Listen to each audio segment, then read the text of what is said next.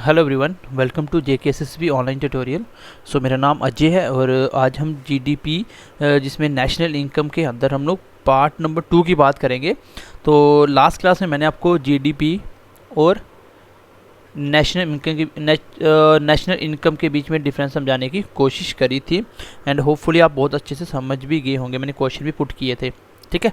तो इंडिया की बाउंड्री के अंदर कमाया गया पैसा, चाहे वो बाहर का बंदा कमाया जाए इंडिया का कमाए, इस बाउंड्री पे जितनी भी अर्निंग होगी उसको हम बोलेंगे जीडीपी। बाहर से कितना आया और इंडिया से बाहर कितना गया उसका नेट टोटल भी ऐड कर देंगे तो वो बनेगा नेशनल इनकम। तो दोनों का डिफरेंस समझा दिया था। फिर मैंने आपको बताया था कि इसमें कौन कौन सी टाइप की आपकी जीडीपी होती है। जैसे मैंने आपको बताया था, मान लीजिए आप जीडीपी में या नेशनल और डोमेस्टिक इनकम में, और जीडीपी को 3 तरीके से निकाला जाता है। जहाँ तो आप एक्सपोर्ट की फॉर्म में निकाल लीजिए, या प्रोडक्ट की फॉर्म में, या आप लोग एक्सपेंडिचर की फॉर्म में निकाल लीजिए, प्रोडक्शन, ठीक है। 3 प्रकार, प्रोडक्शन, एक्सपेंडिचर, इनकम। तो चलिए मैं प्रोडक्ट की बात करूँ। जीडीपी आपके देश में कमाया गया पैसा। अगर मैं इसमें क्या करूँ, मैं अलग अलग नहीं लिख रहा हूँ कि income from abroad, income to abroad, तो ऐसे लिख रहा हूँ, मैं सीधा बोल रहा हूँ net factor income from abroad. Abroad से कितना पैसा आया और कितना गया इसका टोटल निकाल लेंगे, ठीक है। उसको ऐड करेंगे। हमेशा हम ऐड क्यों करते हैं? क्योंकि हमें लगता है ये पॉजिटिव आएगा। इसके बराबर बनती है नेशनल इनकम। कभी कभी ये माइनस भी आ सकता है, हो सकता है बाहर जाने वाली इनकम ज़्यादा हो, आने वाली कम हो, तो माइनस आ जाएगा, ठीक है। एक और मैंने बताया था एक्सपोर्ट के केस में आप ऐसे ही बोल सकते हो कि डोमेस्टिक इनकम या जीडीपी बोल सकते हो इसको, डोमेस्टिक इनकम। इसमें अगर आप नेट एक्सपोर्ट जोड़ दो, मैंने आपको समझाया था एक्सपोर्ट क्यों ऐड करना है, क्योंकि एक्सपोर्ट जाने का मतलब पैसा आना। तो मैं पैसे की बात करूँ तो ये भी नेशनल इनकम के बराबर होती है। उसके बाद मैंने आपको बताया था पहली इनकम किसने निकाली थी इंडिया में, जीडीपी किसने निकाली थी, तो दादा भाई नौरोजी ने। उसके बाद मैंने आपको बताया था जीडीपी जो साइंटिफिक मेथड से पहले किसने निकाली थी, उसका नाम था BKRB राव, ठीक है। उसके बाद मैंने बात की थी आपके साथ कि जीडीपी या नेशनल इनकम, जीडीपी और नेशनल इनकम लगभग सेम ही होता है, थोड़ा सा डिफरेंस मैं समझा दिया। एक होता है करंट ईयर, एक होता है करंट ईयर के बेस पे, और एक होती है आपकी बेस ईयर की बेस पे। कोई भी एक ईयर बेस मान लेते हैं, उसके बेस पे कितना ग्रोथ हुआ। तो अगर करंट ईयर को बेस माने, इसको बोलते हैं नॉमिनल जीडीपी, इसको बोलते हैं नॉमिनल जीडीपी। अगर बेस ईयर को बेस मान के कोई जीडीपी निकाले जाए तो उसको बोलते हैं कौन सी जीडीपी, आपकी रियल जीडीपी। ये भी आप याद रखना, ठीक है। क्वेश्चन एग्जाम में ये पूछा जाता है। फिर मैं बताया था इंडिया का 6th रैंक है। पहले कौन सा रैंक था इंडिया का? इंडिया का पहले रैंक था आपका 6 था, 5th था, अब 6 हो गया दोबारा से। इसने ब्रिटेन को पीछे छोड़ा था, उसके बाद फिर से ब्रिटेन आगे निकल गया। इंडिया का लगभग 2.8 ट्रिलियन जीडीपी है अभी, ठीक है, जीडीपी है इतना डॉलर टोटल। और उसके बाद मैंने बताया था अभी जो 2020-21 का डाटा उसके हिसाब से -7.7%। ये याद रखना, ये रियल जीडीपी है। तो रियल जीडीपी समझ आई? रियल का मतलब एक बेस ईयर के ऊपर माना गया है, जो भी इसका बेस ईयर माना गया 2018 या 2011, जो भी बेस ईयर माना गया, और प्लस 11 आएगी आपकी 2021 की, 20-21 की, 20 और 21 की कितनी आएगी? प्लस 11%। किसकी? Real GDP.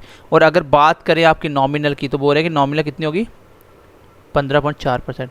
नॉमिनल मतलब एक ही साल की पूरी कितना डेवलपमेंट हुआ, एक ही साल में कितना आउटपुट आया, कितनी आपकी इनकम आई, उसको बोलते हैं। तो ये मैंने आपको समझा दिया था, इस पर ज़्यादा आपको डिस्कशन करने की ज़रूरत खैर है नहीं अभी। हाँ, अगला पॉइंट एक को देखिए। मैंने आपको बोला था प्रोडक्शन कभी नेगेटिव, मैंने क्या बोला था? प्रोडक्शन कभी नेगेटिव नहीं होता भाई, प्रोडक्शन कभी नेगेटिव नहीं होता।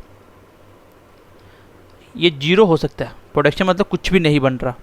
हाँ, एक चीज़ होती है कि जो प्रोडक्शन ग्रोथ होती है, प्रोडक्शन ग्रोथ वो नेगेटिव हो सकती है। कैसे?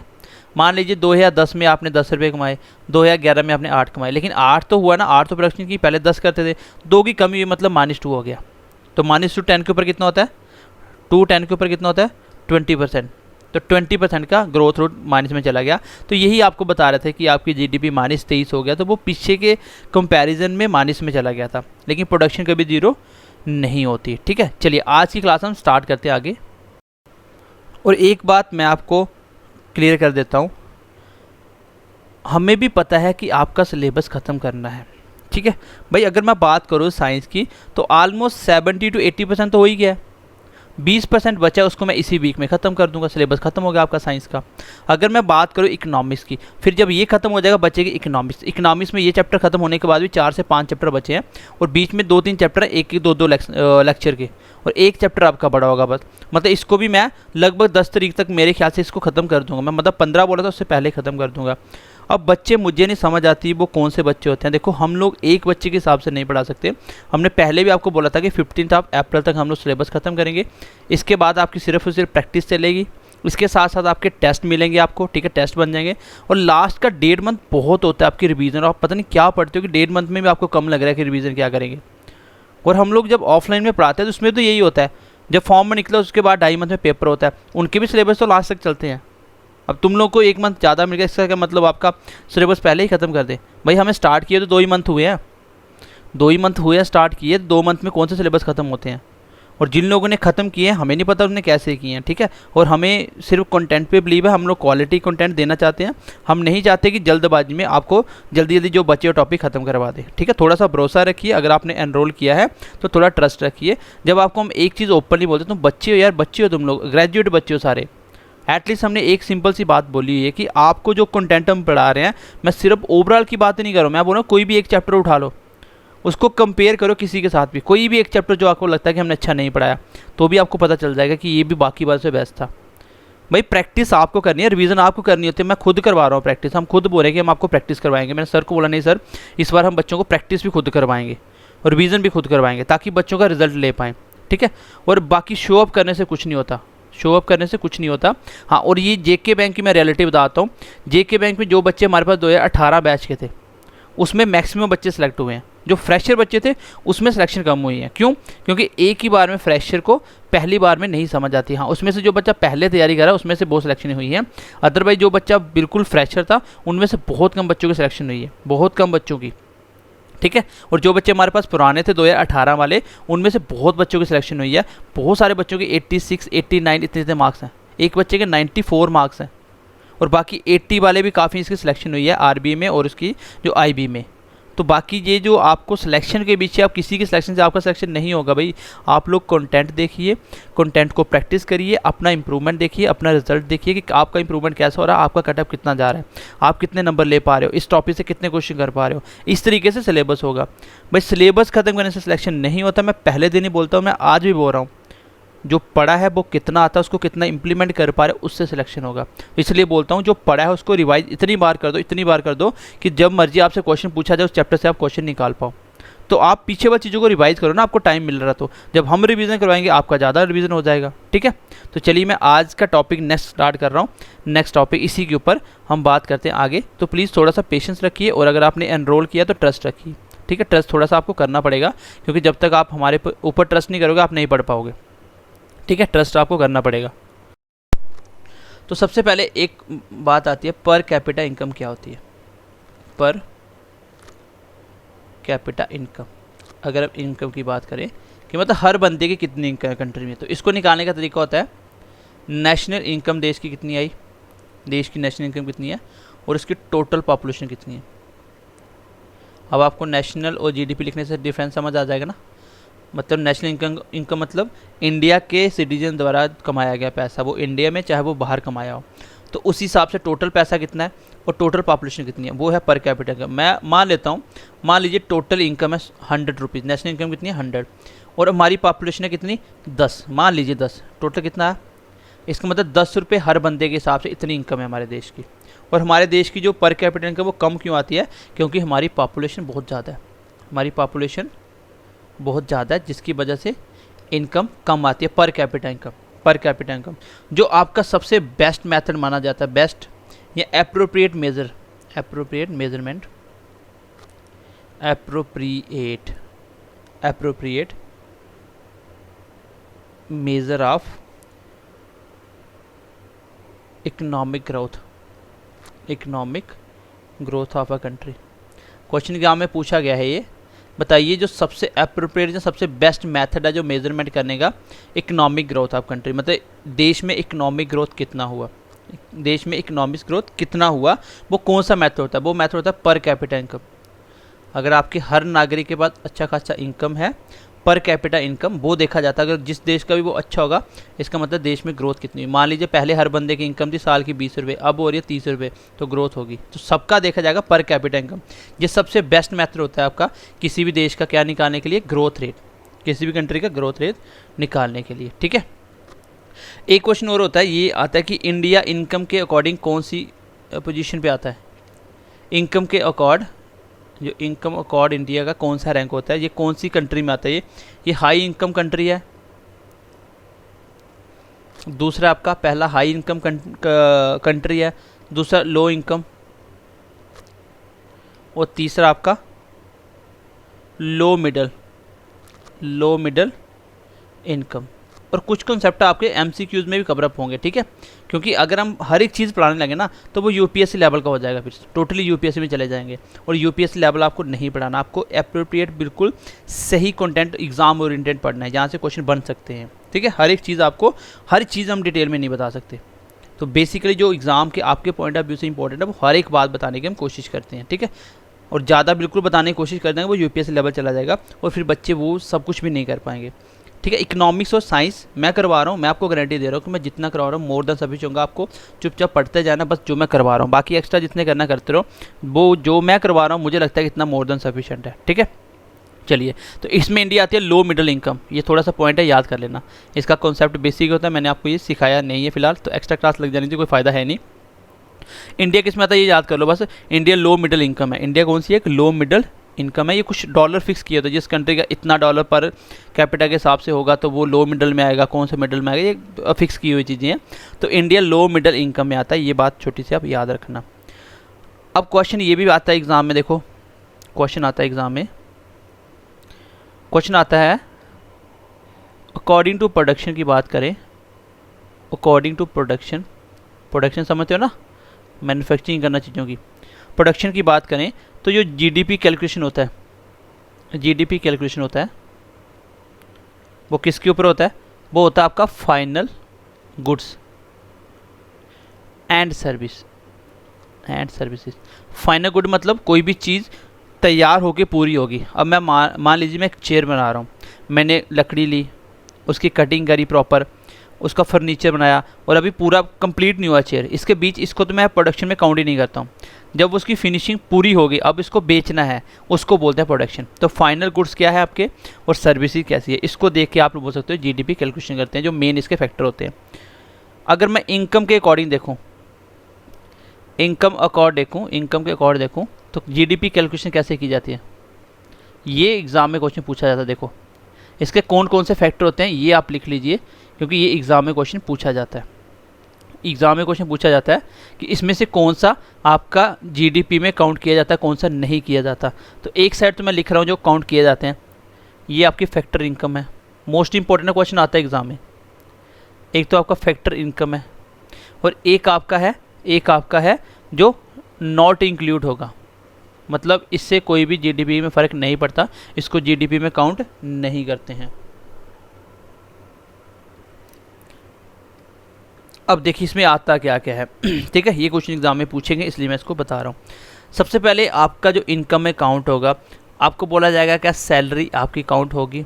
बिल्कुल भाई, जो सैलरी दी जाती है वो बिल्कुल काउंट होगी। सैलरी एंड वेजेस जो देते हो, जितना लेबर काम करती है उसका जो पैसा देते हो प्लस जो सैलरी देते हो, ये आपकी नेशनल इनकम में इंक्लूड होती है। ऐसे याद कर लो, जिस भी चीज़ पे आप टैक्स देते हो वो आपकी किसकी है, वो आपकी जीडीपी में काउंट होती है। जब देश का प्रोडक्शन निकाला जाता है, जीडीपी निकाली जाती है, उसमें वो काउंट होता है। तो आपको इनकम टैक्स लगते हैं ना, तो सैलरी पे लगता है, ठीक है। चलिए नेक्स्ट देखिए और क्या हो सकता है। जैसे आप लोग रेंट लेते हो, मान लीजिए आपका बहुत बड़ा बिजनेस है और आप दुनिया भर का रेंट इकट्ठा कर रहे हो, तो उस पर भी आपको टैक्स देना पड़ेगा। आप लोग इंटरेस्ट लेते हो, मान लीजिए आपने बहुत पैसा था आपके पास, बैंक में उधार दिया और उसमें अरबों की इनकम आ रही है, इंटरेस्ट रेट आ रहा है आपका, ठीक है। तो उस इंटरेस्ट पे आपको क्या देना पड़ेगा, टैक्स देना पड़ेगा। आपने कोई प्रॉफिट कमाया और ज़्यादा प्रॉफिट कमाया होगा, उसमें आपको गवर्नमेंट को टैक्स देना पड़ेगा। आप लोगों को मिक्स्ड इनकम में टैक्स देना पड़ेगा। अच्छा, मिक्स्ड इनकम कौन सी होती है, जो इनकम डॉक्टर, टीचर जो सर्विस देते हैं इनके द्वारा कमाई जाती है, इसको बोलते हैं मिक्स्ड इनकम, ठीक है। इस पर टैक्स देना पड़ेगा। एक क्वेश्चन देखो यहाँ से बनता है लॉजिक, देखो इसमें एक बार थोड़ा सा इसको भी समझ लेते हैं। जो आपका जीडीपी निकालते टाइम इनकम में इंक्लूड नहीं किया जाता वो क्या होता है, जैसे आप बोल दो किसी को गिफ्ट दिया एंड किसी को ग्रांट दिया, किसी को मदद दी, तो किसी को गिफ्ट दिया या ग्रांट दिया, इस गिफ्ट की जितनी वैल्यू होगी वो जीडीपी में काउंट नहीं होगी, क्योंकि इसके बदले में आपको कुछ नहीं मिलेगा और ये कोई अपनी मेहनत से नहीं होता, ये आपको फ्री में मिल रहा है। कोई भी चीज़ आपने देश के लिए कुछ किया है उसके लिए आपको मिल रहा है, उस पर इंटरेस्ट देना पड़ता है। ऐसे बोलो जैसे भी वैसे भी गिफ्ट के ऊपर गवर्नमेंट कोई टैक्स नहीं लगाती। अगर किसी ने आपको गिफ्ट दिया उस पर कोई टैक्स नहीं लगेगा, किसी की मदद की उस पर कोई टैक्स नहीं देना पड़ता। जैसे इस पे आता है, बताइए जो आपकी विडो या ओल्ड एज पेंशन होती है, क्या इसके ऊपर ये जीडीपी में काउंट होगी? ओल्ड एज पेंशन, जैसे आप बोल सकते हो डिसेबल्ड हैंडीकैप वाली पेंशन, तो ये पेंशन में आप खुद सोचो क्या इन लोगों ने कुछ ऐसा किया है, क्या इन लोगों ने कुछ ऐसा किया देश के लिए या कुछ ऐसा मेहनत की जिस पे ये पैसा आ रहा है? ना तो इसको आ रहा है, ना ओल्ड एज को आ रहा है, ये ना तो पेंशन ना इसकी आ रही है। ठीक है, ये ओल्ड एज पेंशन है, वो आपकी जीडीपी में काउंट नहीं होती। एग्जाम में क्वेश्चन पूछा जाता है डिसेबल्ड, क्या इसमें क्या टैक्स दोगे? बताओ, विडो को कोई पेंशन मिल रही है, कितनी मिलती होगी? 2-4 हज़ार 5 हज़ार, इस पर क्या टैक्स दोगे? इस पर टैक्स गवर्नमेंट लगाती ही नहीं है, तो ये आपके जीडीपी में काउंट नहीं होती। ठीक है, जीडीपी इनकम में काउंट नहीं होती। जैसे आपने किसी को डोनेशन दिया या किसी चैरिटी में दान कर दिया, आपको पता है इससे ये ट्रस्ट बनाया जाता है, इस पर भी कोई टैक्स नहीं लगता। ऐसे याद रख लो, जिस पे टैक्स नहीं लगता उस पर थोड़ा थोड़ा हिंट मिल जाएगा आपको। जैसे लॉटरी एंड पॉकेट मनी, जो आप पॉकेट मनी रखते हो, घर पे रखते हो पॉकेट मनी जो भी है आपकी, और लॉटरी वगैरह आप निकल जाती है एकदम से, तो इसमें आपका कोई एफर्ट नहीं है, इस पर आपको टैक्स नहीं देना पड़ता, ये आपको पैसा मिल जाता है पूरा पूरा। ठीक है, कोई लॉटरी निकल जाती है तो। उसके बाद जैसे आप बोल सकते हो कोई आपने गलत तरीके से पैसा कमाया, इलीगल तरीके से, इलीगल एक्टिविटी से पैसा कमाया, क्या इन सब में आपको टैक्स देना पड़ेगा? कहीं भी टैक्स आपको नहीं देना पड़ेगा, इसलिए ये आपकी जीडीपी में काउंट नहीं होती। जो आपके जिस पे टैक्स देना पड़ता है वो आपकी जीडीपी में काउंट होती है। मान लीजिए आपने दुकान से कुछ चीज़ ली, बोलेगा क्या जीडीपी में काउंट होगी? बिल्कुल होगी, क्योंकि आप उस पर जीएसटी दे रहे हो। ठीक है, हाँ, यहाँ पे क्वेश्चन आता है, बताइए मुझे जो रिटायरमेंट पेंशन होती है वो किस पे आती होगी?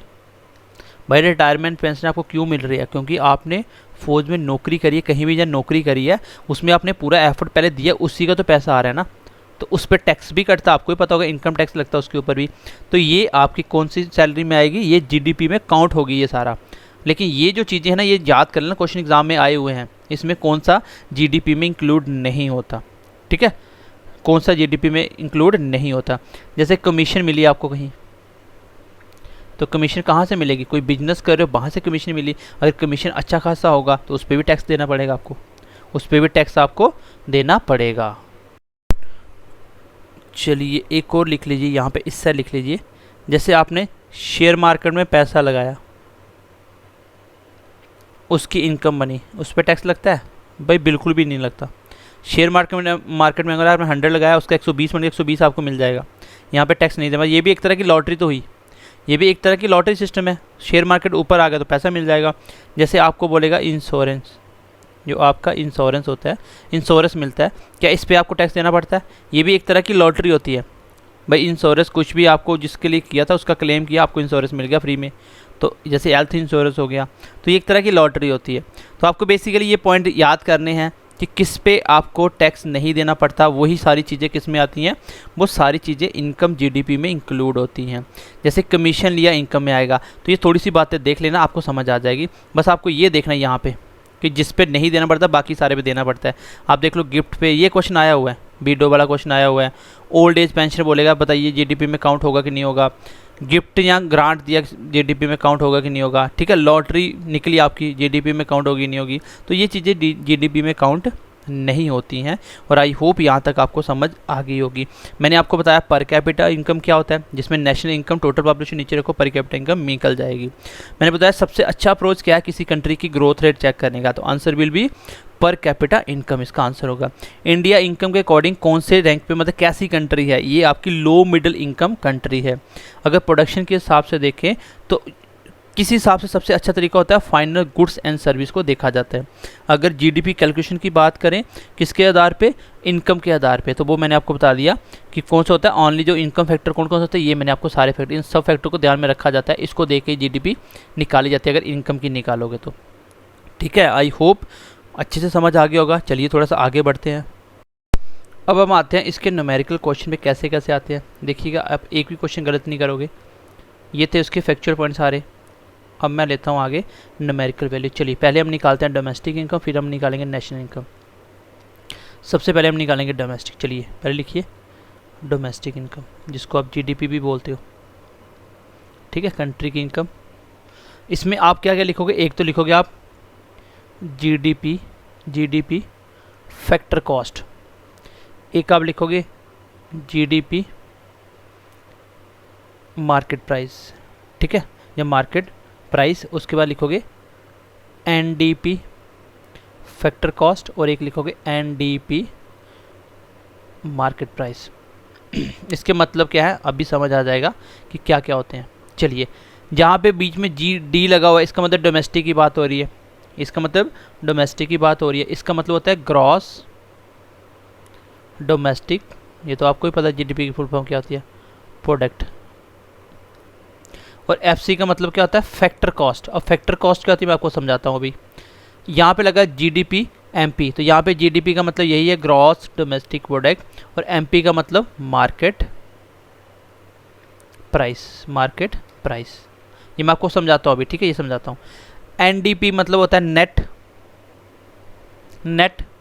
आगे डी का मतलब डोमेस्टिक ही होगा, डोमेस्टिक प्रोडक्ट। किस पे, ऐड फैक्टर कॉस्ट पे। और ये किस पे था, ये फैक्टर कॉस्ट पे था, ये एमपी पे था। यहाँ पे देखिए इस पे भी ये आएगा नेट डोमेस्टिक प्रोडक्ट ऐड किस पे, मार्केट प्राइस के ऊपर। तो ये 4 तरह के क्वेश्चन बनाता है वो यहाँ से। अभी आपको समझ आएगा, मैं क्वेश्चन लिख के दूंगा आपको, 5-7 क्वेश्चन करवाऊंगा, आपको सारी चीज़ें क्लियर हो जाएगा, आप खुद निकाल सकते हो बातों को। जीडीपी मतलब पता ही है ग्रॉस डोमेस्टिक प्रोडक्ट, लेकिन किसके ऊपर निकाला गया, फैक्टर कॉस्ट के ऊपर निकाला गया। जीडीपी किसके ऊपर, मार्केट प्राइस के ऊपर। एनडीपी मतलब net factor, net domestic product किस पे, फैक्टर कॉस्ट पे। यहाँ पे नेट डोमेस्टिक प्रोडक्ट किस पे, मार्केट प्राइस पे। ये मैं आपको अभी समझाता हूँ ये क्या होते हैं। ठीक है, इसके साथ आप इस पे लिख लीजिए, सेम इसी के ऊपर आता है नेशनल इनकम। हमने जीडीपी पढ़ा डोमेस्टिक के ऊपर, आप पढ़िए नेशनल इनकम। आपको तो डिफरेंस समझ आ ही गया होगा कि नेशनल क्या होती है, डोमेस्टिक क्या होता है। इसमें आएगा आपका एनएनपी, इस पर भी factor cost, NNP market price, GNP factor cost, और एनएनपी जीएनपी मार्केट प्राइस। तो यहाँ पे लिख लीजिए, ये मतलब होता है इसका, यहाँ पे एन का मतलब होता है नेट, और यहाँ पे जो एन आ रहा है बीच वाला ध्यान देना है, ऊपर डी आ रहा था डोमेस्टिक, यहाँ पे एन आ रहा है national product add factor cost. यहाँ पे same net national production add MP. Question यहीं से आएगा क्योंकि इन्हीं में से उठा के एक रख के दे देगा और बीच में आपको पूछ लेगा क्वेश्चन। यहाँ पे देखिए ये हो गया ग्रॉस, दूसरे नंबर क्या होता है इसी को देखना होता है, नेशनल की डोमेस्टिक, ये नेशनल की बात हो रही है, national product add factor cost. यहाँ पे आ गया gross national product add MP. चलिए अब मैं आपको 3 स्टेटमेंट लिखवा रहा हूँ यहीं से, फैक्टर कॉस्ट क्या होता है, मार्केट प्राइस क्या होता है, कैसे क्या निकलता है। उसके बाद आपको मैं देता हूँ न्यूमेरिकल, फिर आप देखिएगा कि आप एक एक क्वेश्चन को किस तरीके से सॉल्व कर पाओगे, एक एक क्वेश्चन को आप कैसे सॉल्व कर पाओगे। चलिए सबसे पहले लिखिए ए, मैं बता भी दूंगा मैंने कौन सा स्टेटमेंट यूज़ करा, और क्वेश्चन देखना कैसे निकलते हैं, क्योंकि ये न्यूमेरिकल क्वेश्चन आते हैं एग्जाम में ये। ठीक है, चलिए सबसे पहले मैं बताता हूँ। ए स्टेटमेंट लिखिए, बहुत ध्यान से करिएगा इसको। ए स्टेटमेंट लिखिए। अब आप मुझे बताइए आपका ग्रॉस क्या होता है। जैसे आपको पता है कि अभी भी इनकम आती है तो ग्रॉस इनकम आती है टोटल बिना कटे हुए, उसके बाद बीच में से कुछ टैक्स कट जाता है, कुछ निकल जाता है, कुछ आगे पीछे कट के जो ओवरऑल आपके अकाउंट में आती है, जो आपको बोलता है इतनी बची, उसको बोलते हैं नेट। तो इसमें आप बोलोगे कि ग्रॉस, मान लीजिए आपने कुछ पैसा कंपनी ने कमाया 100 करोड़ का पैसा कमा लिया इसने। ठीक है, 100 करोड़ पैसा कमा लिया, उसमें से जो डेप्रिसिएशन निकाल दो, क्या निकाल दो, डेप्रिसिएशन, मतलब जितने भी आपके नुकसान हुए, जो भी चीज़ें खराब होगी बीच में से, वो सारे निकाल दो, तो बच क्या जाता है आपका, नेट बच जाता है। क्या बच जाता है, नेट बच जाता है। नेट वैल्यू क्या होगी। एक तो ए स्टेटमेंट ये हुई पता आपको, ग्रॉस में से डेप्रिसिएशन नुकसान निकाल दो, क्या बचता है नेट। कॉमन सी बात है, ग्रॉस क्या होता है ओवरऑल टोटल। एक दूसरी बात आपको याद रखनी है, देखिए यहाँ से क्वेश्चन निकलेंगे, अब न्यूमेरिकल कोई भी क्वेश्चन आपको दे दे खुद निकालोगे, ध्यान से पढ़ना। अगर आप बोलो कि डोमेस्टिक है, डोमेस्टिक इनकम जितनी भी होगी, जो डोमेस्टिक इनकम होगी आपकी या डोमेस्टिक प्रोडक्ट होगा जो भी होगा, अगर मैं डोमेस्टिक इनकम के अंदर, डोमेस्टिक इनकम या डोमेस्टिक, चलिए मैं वर्ड इसको लिख नहीं रहा हूँ, खाली डोमेस्टिक लिख रहा हूँ। आपका डोमेस्टिक के अंदर अगर मैं क्या जोड़ दूँ तो बताइए नेशनल इनकम निकल के आ जाता है। क्या जोड़ दूँ कि नेशनल इनकम निकल के आता है, आपको भी पता चल गया। अभी क्या मैंने बताया था, मैंने बताया था आपको net factor income from abroad, बताया था नेट फैक्टर, ये तो बताया था ना जीडीपी से, ये जीडीपी है, ये नेशनल इनकम कैसे बनती है, डोमेस्टिक में कमाया जीडीपी, जीडीपी कैसे बनती है, net factor income from abroad. मतलब आपको बोला जाएगा बताइए डोमेस्टिक में क्या ऐड किया जाए कि नेशनल इनकम बन जाए, तो आपको पता है कि बीच में क्या है, net factor income from abroad से होता है। तीसरी चीज़ आपको याद रखनी पड़ेगी कि मान लीजिए एक मैंने बोला फैक्टर कॉस्ट, बोली आपको मैंने बोला फैक्टर कॉस्ट। अच्छा फैक्टर कॉस्ट में क्या जोड़ दें कि आपका मार्केट प्राइस बन जाए। अब बताइए मार्केट प्राइस क्या होता है। मार्केट प्राइस आपका क्या होता है, मार्केट प्राइस जो आप देखते हो ना कितना टोटल उस पर रेट लगा हुआ है। मान लीजिए आप टी शर्ट लेने जाते हैं मार्केट में, वहाँ पे आपके सामने रेट लगा होगा 500 की टी शर्ट है, फिर बोलेगा दुकानदार कि 20% का डिस्काउंट चल रहा है, इट मीन्स कि 100 का उसने डिस्काउंट दे दिया, अब 400 की बिकी, तो उसकी जो फैक्टर कॉस्ट है वो कितनी 400।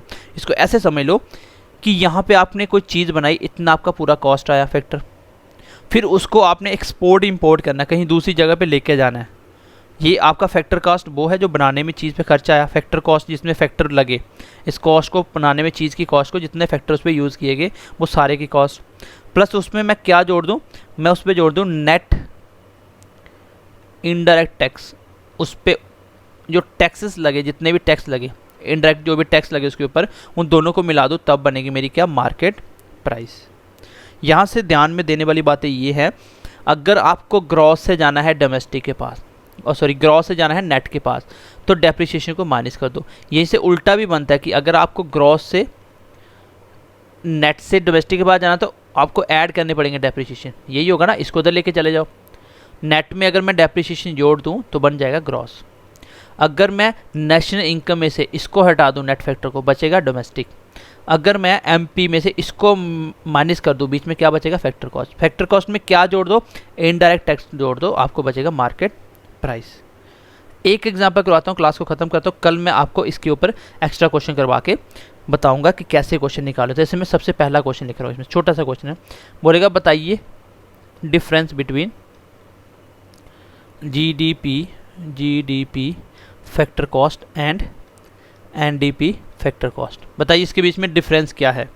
तो आंसर देखिए कैसे आता है, मैंने लिखा, आपको एग्जाम में कुछ नहीं करना, जीडीपी लिखना है, फैक्टर कॉस्ट लिखने की जरूरत ही नहीं होगी आपको, यह है एनडीपी फैक्टर कॉस्ट। मुझे यहाँ पे ध्यान देना, ये क्या बात हो रही है डोमेस्टिक की, क्या बात हो रही है डोमेस्टिक, चलिए डोमेस्टिक, यहाँ पे भी डोमेस्टिक, कॉमन क्या है डोमेस्टिक से डोमेस्टिक कट गया, प्रोडक्ट से प्रोडक्ट कट गया, फैक्टर कॉस्ट से फैक्टर कॉस्ट कट गया। अब मुझे बताइए बचा क्या, ग्रॉस से नेट, ग्रॉस से नेट, ग्रॉस से नेट चलने के लिए क्या चाहिए होता है बीच में। तो सबसे पहली स्टेटमेंट देखो, मैं ए को यूज़ कर रहा हूँ, देख लेना ये क्या है।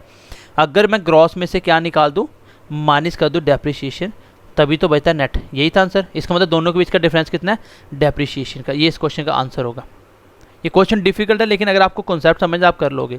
मैंने शॉर्ट सी बात ये बताई कि कॉमन पहले ही काट दो, जो बचा वो देख लो उसमें डिफरेंस क्या क्या हो सकता है, दो चीज़ों का डिफरेंस बचता, फिलहाल एक का ही था।